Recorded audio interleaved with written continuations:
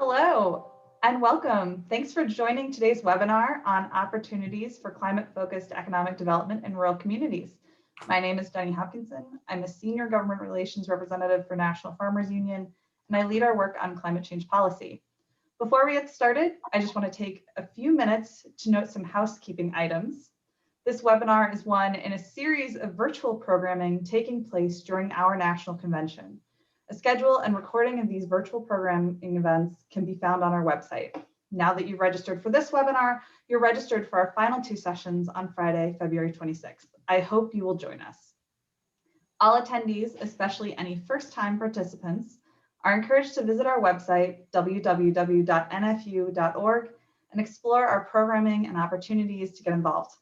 If you have any technical questions or issues during this session, feel free to ask those in the chat box, and an NFU staff member will gladly assist you. This webinar is being recorded, so if you'd like to watch it again or share it with others, you'll be able to find a link on our convention website in the next few days. And kind of now on to what we're here to talk about. And so today we're going to go over and talk about the challenges to rural communities that rural communities are facing as they look to thrive and grow, and potential opportunities for those communities as state and federal governments look to address climate change. NFU is keenly interested in growing rural economies and tackling climate change. As a general farm organization with more than 200,000 members across the United States, we work to improve the livelihoods of America's family farmers and ranchers in the places where they live. To us, this means both working to encourage economic opportunities and pushing for policies and other activities that curb the negative effects of climate change. The challenges are currently great on both fronts. Rural communities are an important part of America. However, they're grappling with population declines, slow job growth, limited access to healthcare, and other issues. Meanwhile, climate change is putting these places at risk from extreme weather, like the polar vortex currently covering most of the country, as well as infrastructure failures and shifts in other conditions that are affecting the bottom lines of farmers and rural business owners. But rural America can also play a key role in combating climate change through land management changes, renewable energy production, and the development of other ecosystem services.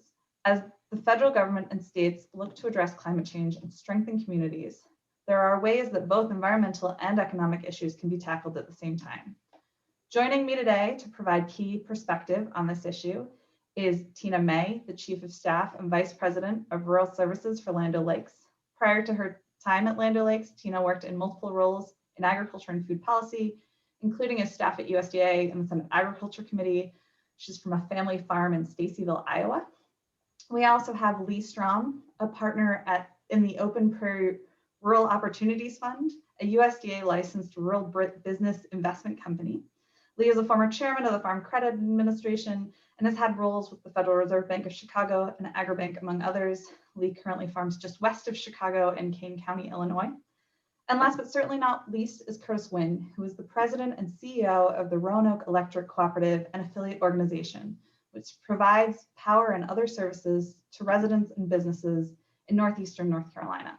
Curtis has spent more than 3 decades in the electric utility industry and is currently the president of the National Rural Electric Cooperatives Association. Now, our panelists will be taking questions during this webinar, so please feel free to ask those questions using the Q&A box, and we'll get to them as we can. With that, let's get started. So Curtis, I'm going to start with you. And the first question, I'd really love it if you could speak to is, what are the challenges to economic growth in rural communities? What are the challenges right now? And how does climate change affect these challenges? Well, thank you, Jenny. And it's a pleasure to be with NFU today and my co-panelists. As an electric cooperative that was really established for stimulating rural economies some 80 years ago or 80 plus years ago, we're seeing some of the continuing issues today that we've seen all along our history. And I'd put it into three big categories. One, of course, is the obvious. The thing that's impacting all of us now is the COVID-19 pandemic, which has really compounded a lot of the issues that we've always had. And second would be the lack of connectivity. There is infrastructure in many places, but infrastructure is large, whether it's transportation, roads, railroads, the like, being along a thoroughfare where there's good transportation in and out to do economic development and economic growth. But connectivity has risen to the top as we move to a more technological society. Is hampering a lot of things, and it's really compounded in this COVID-19 environment that we're in now, where there's more of a need to communicate remotely. Probably at least half of us are working remotely. I know I am today. So that's a big part of the way things are happening in this COVID environment, and probably will continue beyond that. And then the third is local capacity. It has nothing to do with access to capital. It has nothing to do with having the resources. Is how coordinated is that local team in a region? How can we work together when we know there are limited resources to attract businesses or to retain businesses within our local communities? And that does take a level of coordination of efforts to be able to do that. And I think those three I would say are the biggest challenges that we face today, and many have been around for a long time. Thanks, Curtis. I'm gonna turn it to Tina. Can you speak a little bit on, if you also see those as the challenges, and then how climate change either affects them, makes them worse, doesn't affect them? Can you speak to that, please? Sure. Jenny, thanks for the invite today. And I think on this topic and just this one question you asked, I think we could talk for about 3 years. So you're going to have to give me the hook. I will say, just backing up, Land O'Lakes is a farmer-owned cooperative. We are having our 100th anniversary this year. So we've been around, we've seen it all. But like National Farmers Union membership, rural isn't just an ideal, it's a place. It's home for us and our members and where we do business. And the business of our business becomes thriving rural communities. And what we talk about a lot is making sure that we lift up the assets in these communities and helping these communities find opportunities. But we can only do that if we're connected. So we launched at the beginning of the COVID pandemic, we launched the American Connection Project, which National Farmers Union is a member of. And it's a coalition of 143 organizations. And we are advocating for a robust federal investment in broadband infrastructure. And we also know that we need better coordination between both the federal and state level, and then two, at the local level, to make sure these dollars get spent in these communities the right way. And that's why I think it's so important that Curtis is on the panel today with his work and his team getting their hands dirty every day deploying broadband internet for these communities. Now, as it comes to climate change, I think this is really the greatest opportunity for our generation in agriculture. And I think I'll go back to something that Secretary Vilsack said at his nomination hearing last week. He talked about building voluntary incentive-based solutions for farmers in rural communities to help solve climate change. But we have to ensure that the farmer is at the center of that and that these opportunities are built for them. And we can talk more about this on the panel, Jenny, but I want to just tee that up and make sure that we build all of this and we think about these issues with communities first and the farmer at the center. Great. No, I think that's a good point. Lee, do you have something to add? Well, and Jenny, it's a pleasure to join you today as well, and to be part of this panel with Tina and Curtis as well. And I'll concur with both Tina and Curtis's comments. Again, I come from an agriculture production background and perspective. 40 years here. I'm in my farm office here today in Northern Illinois, where my family's been since the 1800s. And I'll share Curtis's perspectives about the challenges in rural America. When I came to the Farm Credit Administration as the chair and CEO in 2006, I joined a really ardent NFU member at that time, Dallas Tonsager, who was on the board there, my colleague. He hailed from South Dakota. We became very, very close friends, and we worked collaboratively on a number of efforts. But Dallas and I traveled around the country in some of the hardest hit and most, I say, impoverished rural areas. I mean, you can go to virtually any state and you can see these small towns that have really dried up. The businesses have left, young people are leaving these communities, and the economic hardship is significant. Whether you can go to southern Georgia or western South Dakota or any state to look at these issues. And it does center on connectivity. In today's world, agriculture producers are on the cutting edge of technology. The data technology that we can collect in agriculture today, and when you think about the climate aspect, I mean, it's undoubted that climate is changing and agriculture is being impacted. Whether you look at the events like the derecho that came across Iowa last year, or this extreme cold weather that we're having currently. I mean, the weather extremes are getting more significant, but the agriculture's ability to respond, because it can use precision agriculture, get real-time data, is great, but it relies on connectivity to be able to utilize that to its fullest. So for agriculture to be a key role in this, and Tina, I listened to the Secretary's testimony as well, and I am impressed with the fact that they believe that agriculture can play a key role in this and put really farmers and agriculture first and in the balance of this. There are significant challenges, but there's great hope, I think, on the horizon if we can get the connectivity issues solved for vast parts of rural America that are still underserved.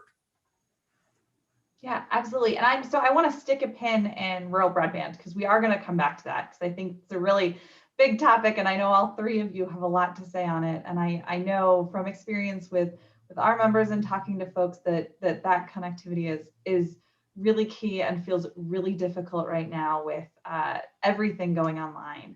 But kind of first, I want to, ask a bit of a broader question and talk a little bit about, a lot of what Tina, you just raised, and Lee as well, is agriculture in terms of being a key player in the Biden administration's plans to address climate change. And that kind of opens up a lot of opportunities and potentially resources. So, how can this momentum toward action on climate change, work to help strengthen economies of rural areas, potentially encourage people to stay in their communities, promote job growth, spur new income, and kind of what types of jobs and income generators can this effort bring? Because this is, how do we get jobs back to rural America, good paying jobs, especially if we're looking at maybe reducing the jobs in some areas that rural Americans have relied on in things like the fossil fuel sector. So I guess I'll start with Lee because he looks like he has an answer, but.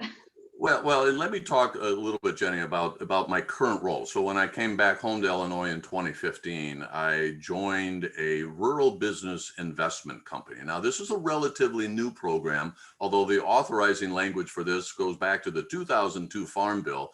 The program really hasn't gotten on its feet until the last 6 or 7 years. Actually, it was during the previous Vilsack term as Secretary of Agriculture in 2014 when the first RBIC was licensed, and I'm part of the third team. Now, the RBIC program is rural business investment companies are similar to the SBIC program that's administered out of the Small Business Administration, which has been a highly successful program. There's over $30 billion of capital, private equity type style capital that flows to small businesses through the SBIC program. The RBIC program is rural focused. So the companies that we put investment dollars in have to be in communities under 50,000 population as USDA's definition for rural. But what we find is there's a lot of great companies out there that are operating in rural America who need the important type of debt and equity capital that an RBIC like ours or the others can bring to them. Even when these companies are in communities where they do get connectivity, again, these younger, earlier stage to growth stage companies, they need the important public-private partnership types of capital to help them expand, to grow jobs in their communities, and ultimately serving. Our focus is in the food and agricultural sector. So we currently have 10 companies in our portfolio, from agricultural data to bioplastics to the seed, organic seed industry. It's a really differentiated portfolio. But these types of programs, so you have at USDA through the Rural Development, the Loan and Grant Program, which is a great program as well, that helps entities across rural America. It is really important that we have and fund these types of programs that can help these companies. We not only, with our fund, not only bring the capital to these companies, but the makeup of our team here at Open Prairie is a very diverse team with a lot of institutional background, and we can bring help and insights and expert thoughts to these small companies as well. And we're happy to say we have a very diverse portfolio and racially diverse at our companies as well, because we honor and respect the diversity, which is a significant part of where rural America is heading as well, and the importance of supporting diverse companies. So I'll pause there. Great, thanks, Lee. Tina, any thoughts on that, kind of what types of jobs and income generation? I know we talked a lot about the capital, but kind of any thoughts on your end in this question? Yeah, and Lee, it was a good answer. I'm glad you gave the background about your organization and just the institutional framing of that. I think it's really helpful for this panel. I'll talk about this all coming back to farmer profitability and how I mentioned climate change as an opportunity for our generation as we go forward. This is only going to work if we can make it profitable for the farmer. And I think we need to remember that. I think there's a lot of noise in this space right now. And I want to mention, last week we launched True Carbon underneath our team, True Terra, here at Land O'Lakes. It is a way for farmers to sell carbon credits. Now, the demand side is there for carbon markets and stacking ecosystem services benefits. But the supply side needs to be built out, and the supply side comes from farmers. But we need to make sure as we set up these markets that we're doing this, like I mentioned, with farmers at the core of this. And it's only going to work if we focus on farmer return on investment and if we build it out that way. But I know you want to put a pin in broadband, but I got to talk about it in this context too. Broadband is the internet connectivity is the front door we need to walk through in order to solve all of these other problems in rural communities. You're never going to retain investment in people or in businesses, small or big, if you don't have solid and strong connectivity. So you need access, and it has to be good enough. Now, I want to give you a very specific example as it relates to climate and True Carbon. So we have an ag co-op in the southeastern United States, and they're engaged with us in True Carbon. So they're working with their farmers today on the supply side for carbon credits. As we're working with them, I picked up the phone and said, hey, how's your internet? How's your internet down there in Mississippi and Arkansas? Because I know that they're number 49 and 50 on the list for states connectivity, okay?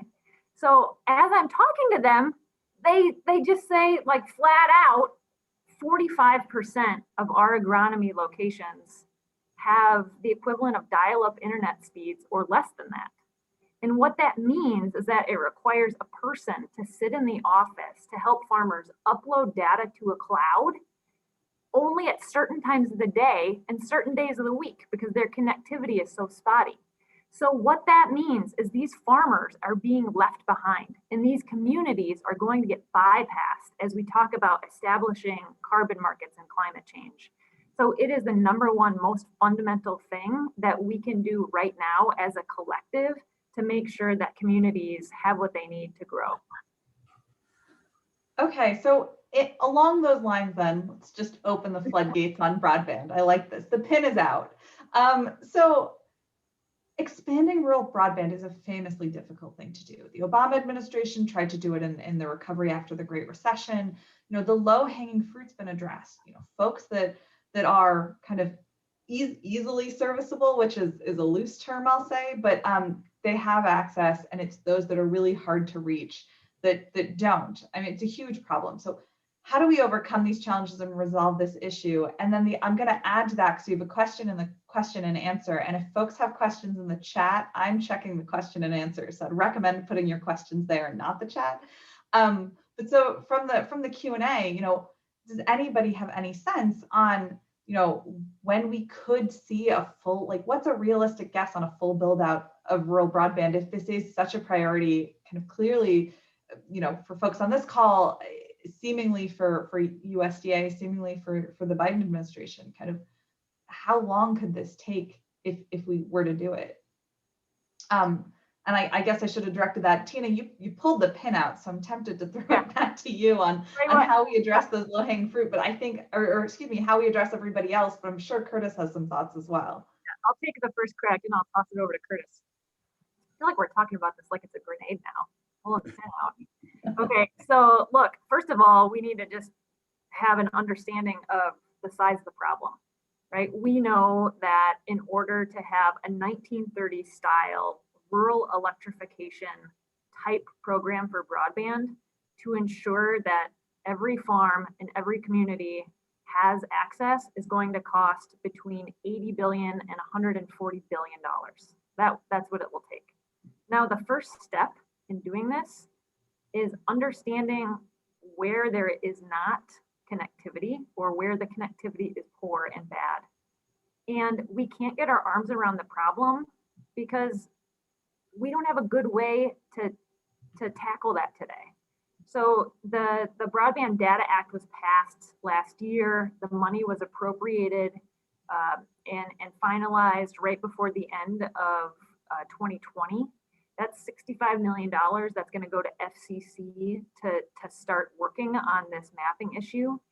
But it is a beast and it is complex and we got to fix it. And I want to just throw in here at the same time we talk about this, solving the racial equity problems that we have through solving this digital divide that we have. We need to make sure that we do not leave these communities further and further behind.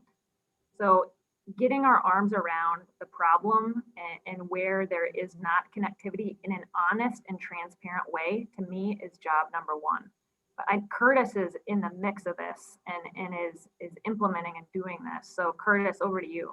Yeah, well, Tina, you've nailed the first part of what I was going to say with regards to, first, we got to get good data and we've got to know which of these census tracts have connectivity, which do not. And right now it's really not even close. So I think that falls under a large category of just in general policy. How do we set the right policies? Because if you look at what's happening with the CARES Act and the access to funds are just growing, but how do you adequately implement it in a smart way so that those funds get put in the right places to deploy for people who are very serious about deploying to rural America? And I can tell you as an operator that is a huge, huge issue with regards to utilization of the funds. I can just give you an example. I am in rural northeastern North Carolina. As it stands today, as a rural cooperative, there are no supply funds that I can access today. And I have a huge percentage of this territory where my co-op is that is underserved. Well, you may say, well, why is that? Well, the census blocks have already been allocated. They were allocated back in CAF 2. But there has been no action behind that by the companies that were awarded the funding for those census blocks. And if you ask me when I think they'll be implemented and when will the build out happen, I'd just say, please don't hold your breath. So the funds are there, but the census blocks are taken and they're already allocated. So as new funds become available, players who may be more serious about it cannot access those funds. That is a major, major policy issue that needs to be addressed. Can you explain the census block thing for folks? I think that's a really important distinction. So can you just explain really quickly what that is? And thanks for that, Jenny.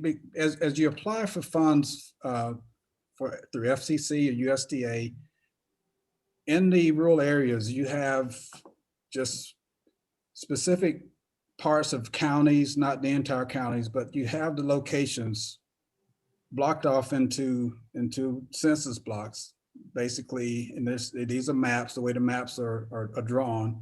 It says in this census block, you have X number of potential subscribers. And if you get funding, you're going to be required to serve 20% of them or 100% of the folks in that census block. So it's really a way to map out the areas in a given area, in a given location or a given county. So that's just how it's divvied up, the space where internet is needed. So it's probably several census blocks per county. So hopefully that helps a little bit, but when you're applying for funds, that is your commitment of the area that you're planning to serve if you get the funding. So what's happened is those blocks are allocated. There's a record saying that either through the federal government, whichever agency, we've already granted someone to serve that census block. And what's happening is they're not being served. And no one else can supersede that. I can't come behind another company and apply for federal funds if that census block has already been allocated. So is there nothing built into the contract or no way for the government to come back and say, you wanted this census block, you got it, now you need to serve it? And I think this goes to another question in the Q&A about, high-speed internet kind of being a bit like, rural electric in kind of earlier in the 1900s, and certainly time has passed and things are different, but is there no stick to kind of make folks serve those areas they said they're going to serve? Well, in some of the funding that's happened, the window to make that commitment can be 5 years. With the recently the recent RDOF through FCC, the time frame is you have 10 years. So that's a long time. And if you get to the end of 5 years or 10 years and it hasn't been served, then you go through the process of whatever clawback provisions. But in the meantime, you've got people who are not getting broadband. So I think that falls into a major category of just saying the policies really need to be looked at in terms of how we execute the funding that is available and make it more fluid, make it more available so that we can really get action. But I can just say that what we have now is putting our rural citizens, farmers, everyone at a total disadvantage because of the way it's set up. So, and there are efforts, but it's taking a while. But I'd say getting the data on the maps is a big one that's being addressed. But there are some policy issues that really need to be addressed that will hold people accountable. If a company like Roanoke makes the commitment, we ought to be pushed hard to serve that rural community in a very short period of time or show some activity. I think that's a standard that needs to be addressed and upheld. Yeah, absolutely. Jenny, this is Lee. If I could, I'd like to tie in a couple segments of the last 10-minute commentary here, and I'll get back to Tina's, and it kind of ties in this last 5 minutes discussion as well. Tina, your comment about incentivizing farmers, and I'll put my farmer hat on for the moment here. And you also mentioned carbon, and carbon seems to be the new discussion center point that's circulating a lot in agriculture just in recent months. I mean, your Truterra initiative at Land O'Lakes, there's a whole host of other initiatives that are starting to hit the map on this. And when I think about incentivizing producers, and Curtis, it gets back also to the connectivity and where is this data? How is it used? You talk about the government's role, the public-private partnership aspect on this. I guess I'm curious, Tina, your thoughts on carbon seems to be the new Wild West in essence, and it's going to be a huge multi-billion, if not approaching $1 trillion market at some point in time. Is there going to be incentive there to, as we unroll carbon, to help spur this connectivity? I'm just trying to think of the different elements that come to play, because carbon is going to be such a big issue. The connectivity is going to be such a big issue for the data on that. How do you see that all coming together? Well, it's a good question. It's why I made the comments I did at the beginning about making sure that we keep the farmer at the core or the center of this, because there's going to be, and there already is, a lot of noise in this carbon space. You called it the Wild West. Now, there are a lot of maybe startups or organizations that want to get in because they see dollars, right? They don't think about this in terms of generational success and longevity as you do as a farmer and we do as a cooperative. And I think that's just something we need to all be mindful of as we go forward. And how are we going to define success here? And how do we ensure that we have a playing field that everybody can participate in? Well, and because it's going to be such a big marketplace into, again, the billions and billions of dollars eventually down the road, it sure seems like it's going to be an element that's going to spur the need for accurate information, the data, making sure that the incentives work for all parties, especially the farmers, I think, or the landowners. That will be a huge carbon sink. And it gets back to the pieces. To do that effectively, we've got to have the communication piece in place as well, which gets back to the broadband issue. And Tina, I want to get a little bit more, poke a little bit more on this kind of carbon markets and that the way some are being set up, maybe not as farmer focused as at least farmers would like. So what needs to happen there? Kind of how do we make sure that these carbon markets work for farmers, that they are, doing what they set out to do, and that, farmers are seeing real benefit from them, and aren't necessarily kind of left holding the bag if something should happen. Do we need more USDA oversight? Do we need more what do we need in this space? How do we make sure, if we can get everything else in line so that farmers can participate in these markets, how do we make sure they work for farmers?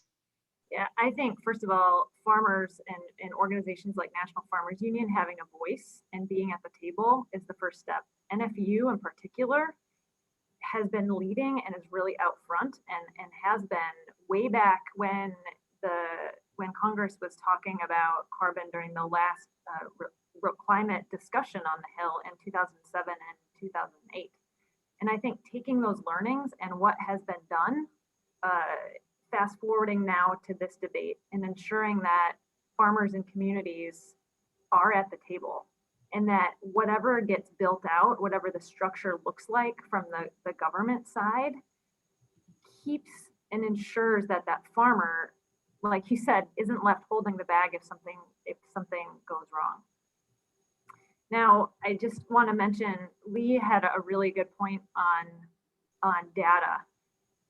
This is so central to the debate and ensuring that there's clean, accurate data, and there's easy ways to get this into the hands of those that need it, but at the same time, protecting farmers' data and making sure that they retain everything they need to make the best decisions for their farm, taking it back to that ROI piece.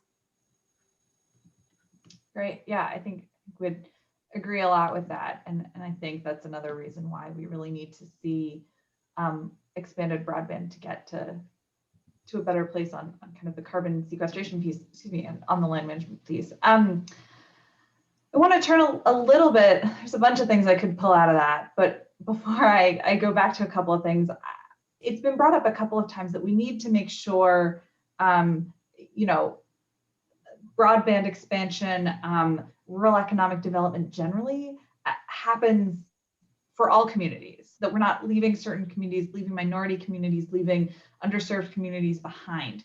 And so I'd kind of like to turn to this and ask, how do we do that? You know, if we're going to make an investment in rural communities, if we're going to make an investment in infrastructure like broadband and other things, if we're going to make an investment in climate change, how do we make sure we're not leaving these, you know, communities that have often been left behind? How do we make sure we're not having that happen again? And so I guess, Curtis, can I start with you on this one? Yes, and putting aside the other challenges we have with regards to funding, data, policies, I think that there are multiple avenues where this statement you just made, Jenny, where that statement is relevant. Yeah, broadband is kind of the central theme, but the reason Roanoke Electric and many of us as cooperatives are getting into broadband is because for business purposes, we're getting left behind, and we're kind of crippling ourselves in terms of the energy transformation that is happening. I can't get my community involved with smart energy devices, smart thermostats, electric vehicle charging stations that are integrated with the grid. I can't get them involved with downline sensors that can help us detect when an outage occurs if we don't have the robust communications in place. That's central to what the reason we're getting into it, not to mention we'd love for our members to be able to watch Netflix like we do in other places, but the business case for us is that it improves the efficiency of our electrical grid. That's a major driver into the decision to go into it. If we jump over to healthcare or farming or education, those same efficiencies could be gained if broadband were there. So how, from a pure business perspective, how can we figure out what are those gains in efficiency that we would pick up by having broadband that would apply to the cost of deploying it? If all else fails, I think we have a business case to all come together in some fashion to make sure our constituents, in whatever category they may be, in many cases they're the same constituents, are getting that broadband. So there might be a business case outside of if all else fails that we could apply to this that would allow us to get there even quicker. But it would take a lot of collaboration across different sectors to do that. Tina, any other thoughts on this? I know Linda Lakes has also been looking at it a bit. Yeah, hey, just a couple thoughts keep going through my head, but man, Lee's got such a good story to tell on what they're doing on the rural side. And just to speak for Lee for a second, and what he's doing, you know, Silicon Valley or Boston or these coastal cities, you know, they don't own ideas, right? The amount of ideas that are coming out of rural communities every day are amazing. They just need investment. And that's why I think what Lee's doing and lifting up that program and highlighting that is a slam dunk. We need more of that.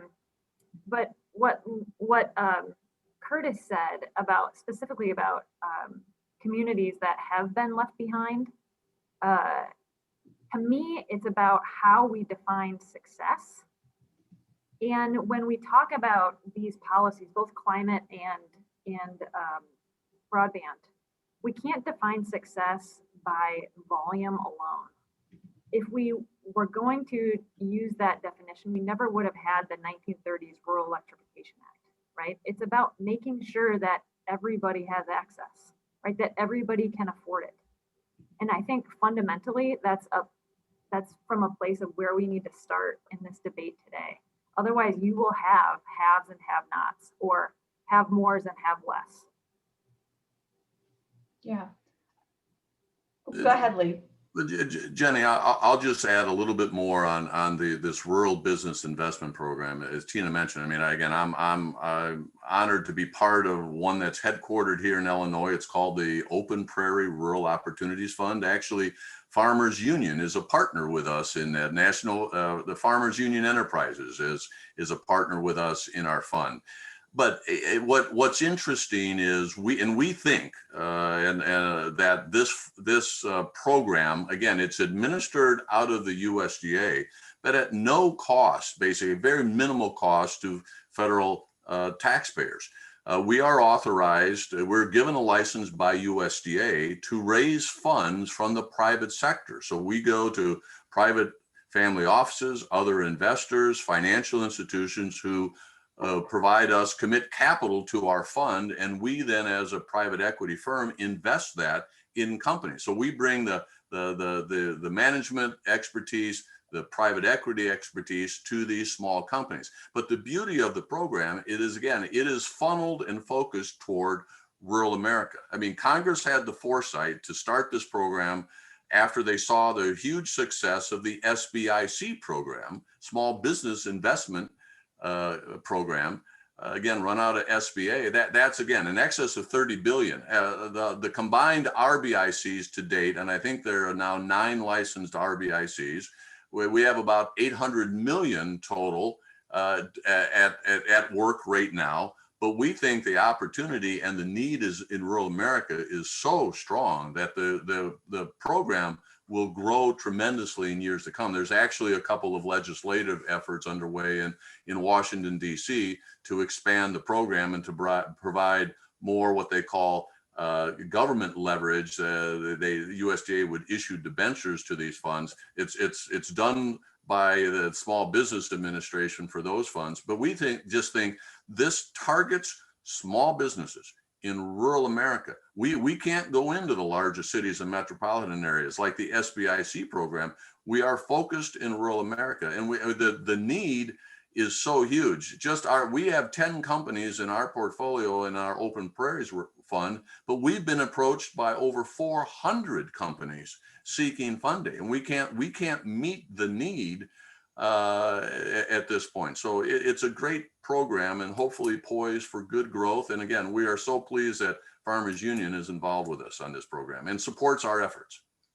So Lee, I want to dig a little bit more into this, and you kind of talked what your portfolio right now is 800 million.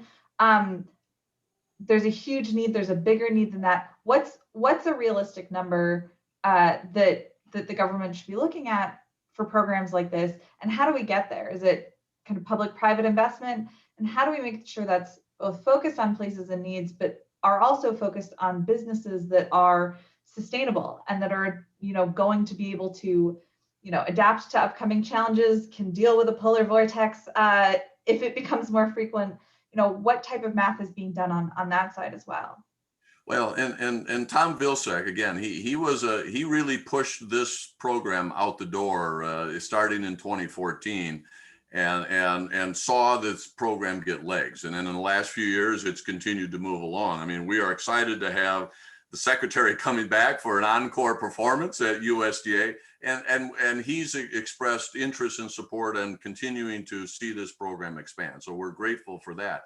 But, we think the opportunity, I mean, again, there's companies, there's small startup companies. Now, our fund is focused on growth stage companies. So there are companies that have existing revenue lines.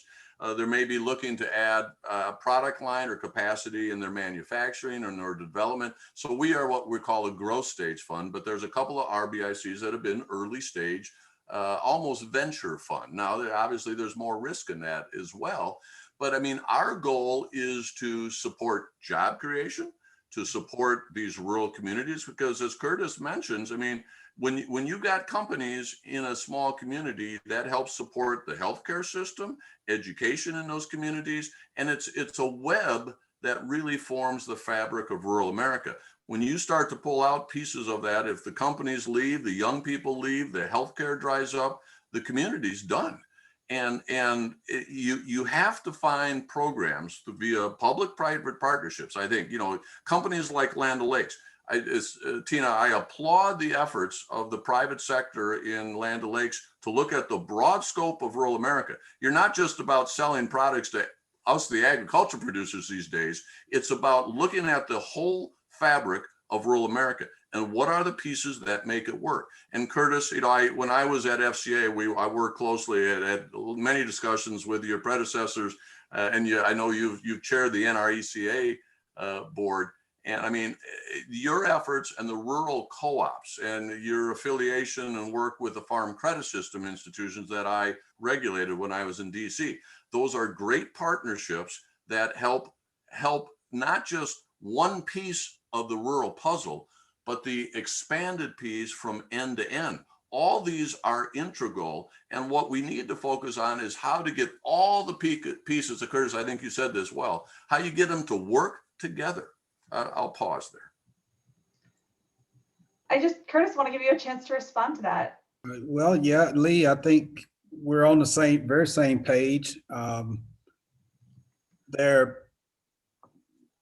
got to be a secret sauce to this. And I think the more we can have these conversations, the better off we are. You know, electric cooperatives, many of us aren't in the business because we needed one more thing to do. There's a huge need, and we're trying to fulfill that need.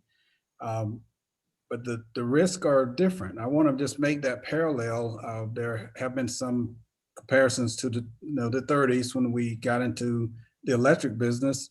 There are a lot of similarities to this, but where we are now is that there's so much more risk involved with it that could put the current subscribers to our electric service, their investments, in jeopardy if we don't approach it the right way. So I say that to say, getting these policies correct and figuring out ways to go along parallel paths with some of the other critical industries that have some of the same inefficiency issues that we have as electric utilities without broadband, to understand what is that value proposition. I think in one of the comments, there was a comment that said it costs more to not have it than it does to fix the problem. That is so true in what we're talking about now, but it doesn't just reside with electric utilities. I think the other industries that I mentioned are subject to that same inefficiency issue that's costing more to keep doing things the old way, and fixing the broadband issue could bring value that way. So I'm just putting that out there as a brain teaser for all of us to be thinking about, because the other point I'll make is funding the development of the broadband entity and putting the infrastructure out there is just one piece of the puzzle. Operationalizing it and making it resilient against competitors coming in to cherry pick it once you make that investment is a whole nother part of this that cooperatives are thinking about every day. And it does require, I believe it does require partnerships to make it solid. That is an element that was not there when the electric utilities were started back in the 30s. Well, and I'll also add just, back one final element on these rural business investment companies like Open Prairie. And Tina, I think you mentioned the Silicon Valleys. There's a lot of investment money flowing out of the West Coast, out of the East Coast. If it's anything about climate or the environment right now, it's attracting money. I mean, I hate to say it, but there's a wash of cash that investors are throwing at the marketplace right now to see kind of what happens. And I mean, the part of the dilemma in that is that, you look at some of these company valuations on an unproven product yet, it's a bit daunting and scary to look at these.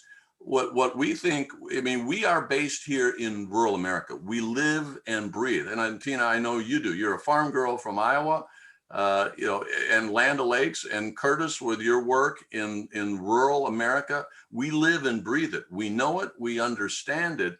And I think our heart is in it. And one of the concerns I have when you look at investment in rural communities in rural America, there's sometimes investments that come in that don't know, don't understand. They don't have the capacity to digest all of the intricacies. Some people say, well, living in rural America is pretty simple, isn't it? And I say, no, it's pretty complex, because I have to drive a half an hour for my healthcare, or my internet goes bad. I don't have a solid connection. I mean, living in rural America is not easy, but when you look at who has the knowledge, who has the capability, I think it's as you mentioned, it's the people around National Farmers Union. the farm organizations and others who can coalesce around this and really come up with the best solutions in my mind. So I want to we are 10 minutes until time, and I'm going to try and keep to that hour, but I just want to kind of quickly, one or two more questions, so get them into the Q&A box. There have been a couple about renewable energy and kind of, I think, the opportunities of renewable energy and kind of the transition to renewable energy for the rural electric co-ops. And I know, Curtis, you touched a little bit on this, speaking about the rural broadband issues and efficiency there, but I wondered if you have any other thoughts on kind of that transition to rural energy on kind of a broad distributed scale, and then if anybody wants to speak to that kind of on-farm rural energy. I see Tina nodding, so I'll go to her next. Absolutely, and I describe it, the transition to renewable energy as a regional. Is pretty much, it differs from one region of the country to the other. Lee mentioned about the role as NRECA's president, and in that last year, as we went through the regional meeting cycle, as I just tell a story about when I gave my remarks, within those, it was really references to where we're going as an industry and where co-ops specifically are going in the utility, in the renewable space. And in some parts of the country, by the comments I made, I was criticized for being too aggressive in talking about how co-ops are going into renewables, which there are a lot of them doing solar projects, solar and battery, microgrids. There's a lot of neat stuff happening in there. So depending on where you sit, there are different views about how that should happen. And it's not to anyone's, it's not to blame anyone. It's really the situation that they may be in terms of going back to policies. In the 70s, cooperatives were encouraged to go into central generation electric service, central station service, and transmission to get it to the far-reaching places. That was a policy decision that we were told to get into it that way. Now we're getting whiplash to move back to a more distributed energy resource using renewables, and cooperatives are scrambling to remove the existing debt that is still in place without causing another higher burden on those existing customers who have to pay for it to get to renewable energy. And for those who are in that position, it's a pretty tough puzzle to figure out how do you get there. But I'll say that cooperatives are in many places with regards to moving to renewables, but collectively, I think we're probably more aggressive than any other segment of this in the electric utility industry in getting there. And I'm really proud of the work that many of our co-ops are doing to get to renewables in pretty creative ways. And I'll just say one driver behind that, let me just say this, and I know we're running short on time, but one of the main drivers, in addition to policy, in addition to legislative actions that have taken, is consumer-driven motivation. And when many of our co-ops are moving into more suburban areas, serving Walmarts, distribution warehouses, data centers, the larger companies are driving that as a part of their supply chain. They're saying to their utility company, because it's a part of their culture, we want you to be green. And they're putting a lot of pressure on the utility companies to go there. So I think the consumer-driven part of it is more prevalent than we've surpassed most of the policies that were enacted 2 administrations ago. They've already been surpassed. And the reason that has happened is because of customer expectations and the consumer-driven aspect of the business that we're in. So I just want to plug that in terms of how do we get there faster? We don't have a choice because we're in the business to satisfy our consumers, and they're saying you're going to go there. And guess what? That's what we're doing. So I think Curtis just nailed it. And what is happening with the consumers really acting as the new regulators here, right? What's happening is these companies, they're turning around in their supply chain every step of the way, and they're just putting it back on the step in the supply chain before them until they get to the farmer. Well, what's the farmer going to do? This is why at the beginning, when I say we have to build this out with the farmer at the core, and we have to focus on the ROI at the farm. That is going to be number one in this. Now, the question, Jenny, was on renewable energy, and I just want to mention one thing here. On the dairy side of our cooperative, we have a number of our dairy farmers that are in a cluster in California, and they are taking their manure and they are turning it into renewable compressed natural gas. We have worked with them, and to me, this is the beauty of the co-op model. We have worked with them. We're commingling their manure, and we're injecting this renewable compressed natural gas into the natural gas pipeline that serves Southern California, that this cluster farm just coincidentally happens to sit right on top of. This renewable compressed natural gas is being sold to Chevron, and they're using that to fuel city buses in Los Angeles. And that, to me, because that's built out with the farmer at the core and focused at the ROI on the farm, those farmers are now making money on manure, where before it was a negative externality of their farming operation. That's really interesting. And Lee, I'd be curious if you're seeing a lot of requests for investment on companies and groups that are looking to do a similar, either renewable energy or other projects like that. We've looked at a number of companies on renewable energy. We've actually looked at rural broadband too, have come to us looking for capital investment. We've looked at renewable energy. We've looked at one of the companies in our portfolio is a bioplastics company. So we have a heavy interest in climate and environment related investment. So we'll take a deep dive look at most of these. And again, I mean, with our limited capacity, because we have more companies than we have funds available at this point, we'd like to invest in more companies along this line, because we believe that the future is going to be quite bright for these companies that develop interesting new technologies. And as Tina says, these new partnerships and strategies that sometimes take an old waste product and turn it into something of value that comes back to the farm, comes back to the rural community, and hopefully spurs and creates jobs. So yeah, we like looking at those very much. Yeah. Well, great. And I think that's a really good note to end on, and we're almost out of time. I think this panel's been really great. I think, I read the takeaways being that we need to kind of remove the roadblocks to expanding rural broadband and make sure that expansion happens equitably. We need to coordinate better. I think Curtis said that really well right off the block, that the coordination between government, the private sector, investors, companies, rural electric cooperatives, and that needs to be there to make sure this, all of these pieces are in place.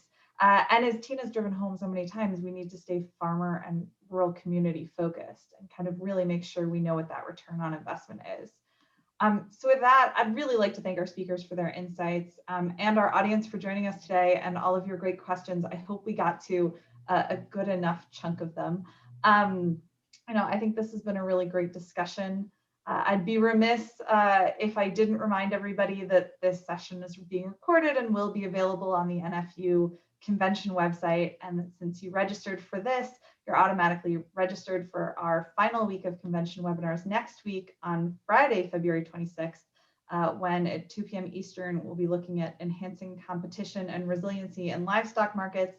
And at 3:30 p.m. Eastern, we'll be talking about biofuels and their roles in Congress and the administration. And as a final reminder, the main portion of the NFU convention will be held on March 1st and 2nd. State delegates to the convention will receive a special link to participate, and all other members and the general public are invited to watch on the live stream through the National Farmers Union Facebook page. And you can stay up to date on convention webinars and topics at nfu.org/convention. And thanks again to all of our speakers and our audience, and have a great rest of your Thursday.